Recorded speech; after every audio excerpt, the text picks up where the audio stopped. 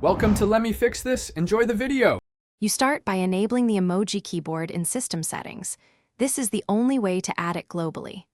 Open Settings, then go to Keyboard or Language and Input.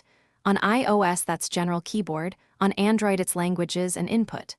Once there, select Keyboards, tap Add Keyboard or the plus icon, and pick Emoji. This registers the emoji layout with every app, so you don't toggle third-party apps. Make sure your OS is up to date before proceeding to avoid missing options.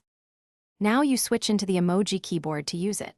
Open Messages, Notes, or any text field, tap the globe or smiling face icon on your keyboard to reveal emojis. If you don't see that icon, long press the spacebar or keyboard icon to select the emoji layout from the list. Once active, you can swipe through categories, tap to insert, or use search if available. Practicing this switch makes emoji input fast and reliable across apps, so you won't need extra tools. Finish by customizing and handling common issues.